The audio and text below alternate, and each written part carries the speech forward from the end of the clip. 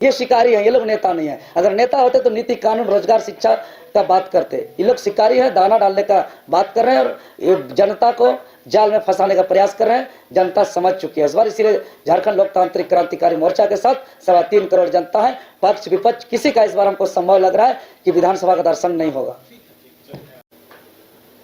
नमस्कार, जोहार। आज के बिल्कुल हम इसको दो दिग्गज नहीं मानते हैं।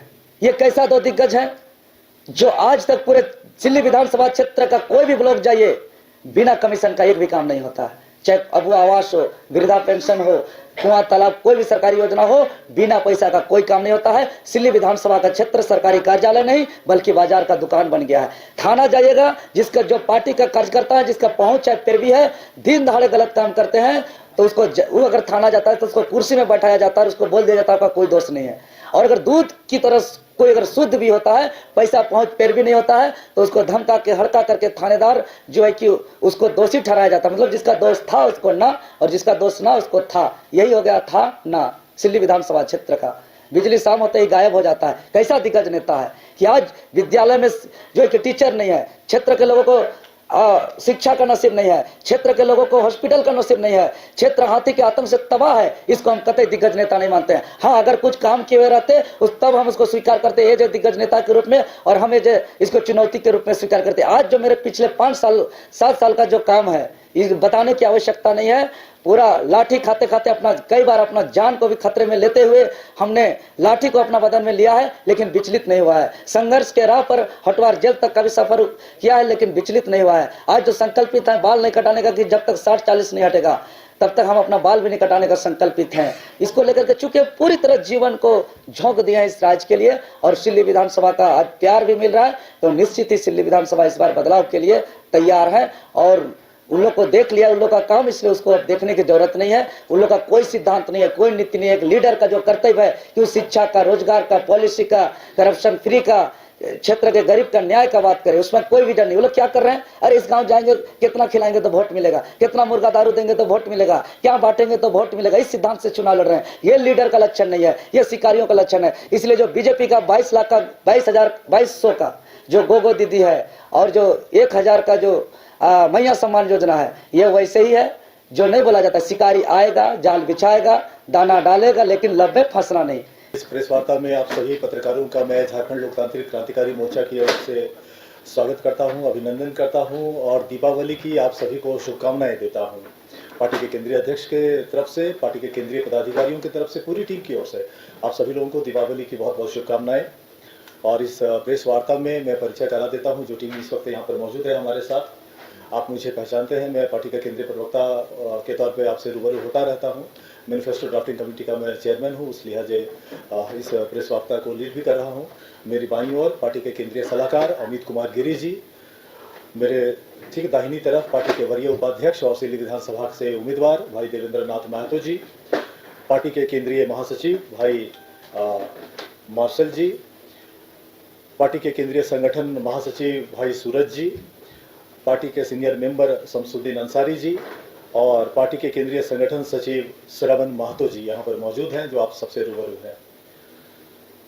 साथियों, आपको पता है कि विधानसभा चुनाव के मद्देनजर हर पार्टी अपना घोषणा पत्र जारी करती है, और झारखंड लोकतांत्रिक क्रांतिकारी मोर्चा ने एक 5 सदस्यीय कमेटी बनाई थी, और उस कमेटी में बतौर अध्यक्ष मैं मौजूद था।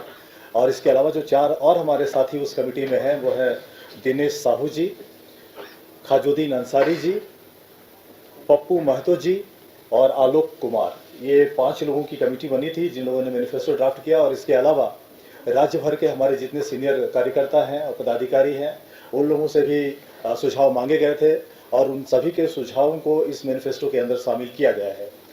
इसलिए ये पार्टी का सम्मिलित मैनिफेस्टो है। ये ड्राफ्टिंग कमेटी के अलावा जिन लोगों ने भी सहयोग किया है, मैं औपचारिक रूप से उन सबका आपके माध्यम से आभार व्यक्त करता हूँ, धन्यवाद व्यक्त करता हूँ। आपको पता है कि जिस ढंग से हम लोग नीति अपंगता की बात झारखंड के अंदर करते रहे हैं, तो शुरुआत हम लोग नीति से ही कर रहे हैं कि जो स्थानीय नीति है, हम लोग अपनी घोषणा पत्र में कुल 75 मुद्दों को छू रहे हैं। इसमें हर क्षेत्र को हम लोगों ने टच करने की कोशिश की है। जहां तक स्थानीय नीति का प्रश्न है, पार्टी का जो कोर इश्यू है 1932 अथवा अंतिम सर्वे सेटलमेंट के आधार पर पहले 100 दिन के अंदर स्थानीय नीति लागू किया जाएगा।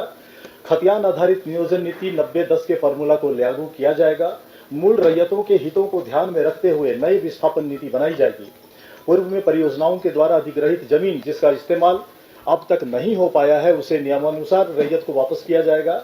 सीएनटी और एसपीटी कानून को उनके मूल स्वरूप में सख्ती से लागू किया जाएगा। राज्य गठन के तिथि से सरकार द्वारा नियोजित कर्मियों के कागजात में कमी और फर्जी स्थानीयता प्रमाण पत्र के आधार पर हुई नियुक्ति की समीक्षा होगी। उपायुक्त, जिला विकास पदाधिकारी और श्रम अधीक्षक के 3 सदस्यीय कमेटी के द्वारा स्थानीयता के आधार पर और डीएमएफटी के दर्ज पर सम्मानजनक मानदेय पर नियुक्ति होगी और चरणबद्ध तरीके से आउटसोर्सिंग को समाप्त किया जाएगा। खतियानी स्थानीय संवेदकों को निबंधन व कार्य आवंटन में प्राथमिकता दिया जाएगा। सिंचाई हेतु प्रखंड स्तर पर लघु सिंचाई योजना स्थापित करते हुए खेती तक पानी को पहुंचाने का लक्ष्य निर्धारित किया जाएगा। प्रगतिशील किसानों को प्रोत्साहित करने के लिए विशेष सम्मान योजना की शुरुआत पंचायत स्तर पर की जाएगी। सरकारी एवं प्राइवेट बैंक के सहयोग से महिला समूह, बड़े एनजीओ और स्थानीय उद्यमियों को कर्ज मुहैया कराया जाएगा। भ्रष्टाचार पर नियंत्रण हेतु एंटी करप्शन पॉलिसी के तहत सभी जिला और प्रखंड मुख्यालय में एसीबी की टीम तैनात होगी। राज्य ऊर्जा नीति के तहत ग्रामीण स्तर पर बिजली संरचना को मजबूत करते हुए और सौर ऊर्जा को बढ़ावा देने के लिए काम किया जाएगा। कैलेंडर बनाकर प्रत्येक साल जेपीएससी परीक्षा आयोजित की जाएगी। गरीबों के लिए शिक्षा और कृषि ऋण की व्यवस्था 0% ब्याज दर पर होगी। सेविका, सहायिका, रसोईया, कृषि मित्र, जल सहिया, स्वास्थ्य सहिया और अन्य अनुबंध कर्मियों के लिए मानदेय में वृद्धि होगी। सहायक शिक्षक, पारा टीचर और आंगनबाड़ी सेविका के लिए वेतनमान लागू किया जाएगा। प्रखंड स्तर पर सरकार एक सीबीएसई स्कूल का निबंधन व संचालन करेगी। सरकारी व निजी संस्थानों के साथ मिलकर प्रत्येक जिले में एक मेडिकल कॉलेज, तकनीकी कॉलेज, बीएड व नर्सिंग कॉलेज की स्थापना होगी। महिलाओं के लिए केजी टू पीजी की शिक्षा मुफ्त करने की योजना पार्टी की है। शिक्षा परीक्षा में कदाचार को रोकने के लिए जो निरोधक उपाय हैं उसको बढ़ाते हुए यथासंभव परीक्षाओं को ऑनलाइन आयोजित किया जाएगा। आपको पता है कि राज्य की क्या स्थिति है। पंचायत प्रतिनिधियों के मानदेय में वृद्धि के लिए नियमावली बनाई जाएगी। किसानों, पशुपालकों और मछली पालकों के लिए प्रखंड स्तर पर नियमित प्रशिक्षण की व्यवस्था होगी। मनरेगा को भ्रष्टाचार मुक्त, पारदर्शी और प्रभावी रूप से संचालित किया जाएगा। कल कारखानों में कामगारों के हितों की रक्षा के लिए श्रम कानूनों में उचित संशोधन किया जाएगा। संगठित व असंगठित क्षेत्र में कार्यरत मजदूरों के लिए ट्रेड यूनियन का गठन पार्टी बहुत पहले से करती आ रही है। अब हम लोग इस पे आगे बढ़ेंगे। हमारी पार्टी आदिवासियों के सरना धर्म कोड का समर्थन करते हुए लागू करवाने का प्रयास करेगी। पेशा कानून 2006 को लागू करवाना हमारी प्राथमिकता होगी। आदिवासियों के सरना, मसना, जायर स्थान व हटगड़ी जैसे धार्मिक स्थानों को चिन्हित कर उन्हें संरक्षित किया जाएगा। झारखंड में समता जजमेंट को लागू करना पार्टी की प्राथमिकता है। आईटी सेक्टर को बढ़ावा देने के लिए राज्य के चुनिंदा जिलों को आईटी हब के रूप में विकसित करते हुए कंपनियों को आधारभूत सुविधा उपलब्ध कराया जाएगा तथा राज्य की युवा प्रतिभा को पलायन से रोका जाएगा। प्रवासी मजदूरों को पलायन से रोकने के लिए राज्य के भीतर सभी संभव क्षेत्रों में रोजगार का सृजन किया जाएगा।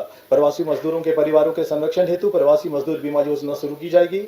सभी आवास योजना, इंदिरा आवास, पीएम आवास, अबुआ आवास में मुफ्त बिजली का प्रावधान करते हुए सौर ऊर्जा की सुविधा दी जाएगी। वृद्धा पेंशन, विधवा पेंशन और विकलांग पेंशन की राशि जो फिलहाल 1000 है उसको बढ़ाकर 2000 की जाएगी। खेल को बढ़ावा देने के लिए विशेष खेल प्रोत्साहन योजना की शुरुआत होगी। झारखंड लोकतांत्रिक क्रांतिकारी मोर्चा के सभी विधायक अपने वेतन का 75% राशि अपने क्षेत्र के गरीब बच्चों की पढ़ाई व बीमार लोगों के इलाज में खर्च करेंगे। निजी विद्यालय शुल्क नियामक बोर्ड का गठन करते हुए हर 2 साल में शुल्क की समीक्षा की जाएगी। गैर मान्यता प्राप्त निजी विद्यालयों के संचालन हेतु मान्यता की शर्तों को लचीला बनाया जाएगा। प्रत्येक पंचायत में डिजिटल लाइब्रेरी की स्थापना होगी। स्वास्थ्य सेवा को बेहतर बनाने के लिए प्राइवेट अस्पतालों के संदर्भ में क्लिनिकल एस्टेब्लिशमेंट एक्ट की समीक्षा होगी। स्वास्थ्य के दृष्टिकोण से राज्य में संचालित उद्योगों का प्रदूषण मानकों के आधार पर मूल्यांकन किया जाएगा। पर्यटन स्थलों का सौंदर्यीकरण करके पर्यटन व स्थानीय रोजगार को बढ़ावा दिया जाएगा। उद्योग धंधे व व्यापारिक संस्थानों को बेहतर राजनीतिक और कानून व्यवस्था का माहौल उपलब्ध कराना प्राथमिकता होगी। गैर मजरूआ जमीन की बंदोबस्ती व मालगुजारी रैयतों के हितों को देखते हुए तय की जाएगी तथा उक्त जमीनों को गैर कानूनी दखल से मुक्त कराया जाएगा। झारखंड में उपलब्ध बड़े जलाशयों में बृहद मछली पालन योजना को संचालित किया जाएगा। डीवीसी, बीसीसीएल और कोल इंडिया का मुख्यालय हस्तांतरित कर बोकारो या धनबाद में लाने का प्रयास किया जाएगा। छात्रों की समस्या को समय पर निपटाने के लिए झारखंड छात्र आयोग का गठन किया जाएगा। परीक्षाओं के पेपर लीक या उससे जुड़ी अनियमितताओं को रोकने के लिए तकनीकी व प्रशासनिक अधिकारियों का टास्क फोर्स बनाया जाएगा।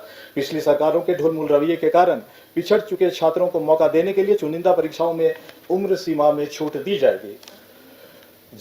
झारखंड आंदोलनकारियों के पेंशन में बढ़ोतरी होगी। आंदोलनकारियों के आश्रितों को तृतीय व चतुर्थ वर्ग की नियुक्तियों में 5% आरक्षण दी जाएगी। आदिवासियों की परीक्षा के उत्थान के लिए विशेष प्रयास किए जाएंगे। झारखंड न्यायिक सेवा से जुड़े अधिवक्ताओं को सुरक्षा देने के लिए एडवोकेट प्रोटेक्शन एक्ट बनाया जाएगा। राज्य स्तरीय खेल विश्वविद्यालय की स्थापना करते हुए हर परिमंडल में बड़ा स्पोर्ट्स सेंटर स्थापित किया जाएगा। झारखंड के प्रत्येक परिवार के 18 वर्ष से अधिक उम्र के युवक और युवतियों को निजी व अर्ध सरकारी क्षेत्र में उनकी शिक्षा व दक्षता के आधार पर रोजगार की गारंटी होगी। हिंदी सहित झारखंड के क्षेत्रीय भाषाओं में बनने वाले सिनेमा के निर्माता व कलाकारों को विशेष प्रोत्साहन व संरक्षण दिया जाएगा। त्रिस्तरीय पंचायत चुनाव में निर्वाचित जनप्रतिनिधियों के मानदेय में व्यापक वृद्धि की जाएगी, जिसमें वार्ड सदस्य को 5,000, मुखिया व पंचायत समिति सदस्य को 11,000 और जिला परिषद सदस्य को 15,000 की राशि दी जाएगी। झारखंड में कार्यरत पत्रकारों को उनके क्षेत्र में कार्यरत कंपनियों के द्वारा आवास और स्वास्थ्य की सुविधा सहित स्वास्थ्य बीमा का प्रावधान किया जाएगा तथा उनके बच्चों के फीस में संबंधित निजी विद्यालयों में 50% की छूट दिलाई जाएगी। जो विभिन्न जिले हैं वहां के IPRD की सलाह अनिवार्य होगी इस पूरे मामले पर। छत्तीसगढ़ के तर्ज पर जो तेलघानी बोर्ड और माटी कला बोर्ड का जो गठन है उसको लेकर के निश्चित तौर पर हम लोग आगे बढ़ेंगे। झारखंड में संचालित मदरसा में शिक्षा के स्तर को बढ़ाते हुए अधिक प्रतिस्पर्धी बनाया जाएगा। झारखंड शिक्षक पात्रता परीक्षा उत्तीर्ण पारा शिक्षकों को सहायक शिक्षक के पद पर समायोजित किया जाएगा। झारखंड के स्थानीय महिला उद्यमियों को सरकारी गारंटी पर उद्योग स्थापित करने के लिए बैंकों से ऋण उपलब्ध कराया जाएगा, जिसमें प्रथम वर्ष का ब्याज शून्य होगा। सरकारी नियुक्तियों का परीक्षाफल 2 चरणों में प्रकाशित किया जाएगा। पहले दिन जो 75% या जो तय होगी, जब सरकार बनेगी, जब नीति बनाया जाएगा तो जो रेशियो तय होगा, कभी हम लोग 90-10 की बात करते हैं, कभी 75-25 की बात करते हैं, तो जब पावर में आएंगे जो उस वक्त तय होगा तो उसके अनुसार ये प्रतिशत होगा। लेकिन पहले दिन स्थानीयता के आधार पर झारखंड के अभ्यर्थियों की सूची जारी होगी और उसके अगले दिन शेष भारत की सूची जारी होगी और उनका परिणाम जारी होगा। 2 भागों में परिणाम को प्रकाशित करने का मकसद सिर्फ झारखंड के युवाओं को अतिरिक्त संरक्षण देना है। अतिरिक्त रोजगार सृजन के उद्देश्य से लेबर एक्ट में व्यापक बदलाव करते हुए कार्य अवधि को सभी क्षेत्रों में 8 घंटे तक सीमित करेंगे। उसके उपरांत सभी क्षेत्र में ओवरटाइम का चलन समाप्त किया जाएगा। परिणाम स्वरूप पहले से उपलब्ध जो अवसर है उस अवसर में 33% अधिक रोजगार का सृजन होगा। पूर्ववर्ती सरकारों के द्वारा संचालित जन कल्याणकारी योजनाओं की समीक्षा होगी और अंतिम व्यक्ति तक पहुंचने वाली वास्तविक योजनाएं जारी रहेंगी, उसमें कोई परिवर्तन नहीं किया जाएगा। खेती की मिट्टी की जांच के उपरांत फसलों का निर्धारण कर किसानों को संपन्न बनाया जाएगा। सरकारी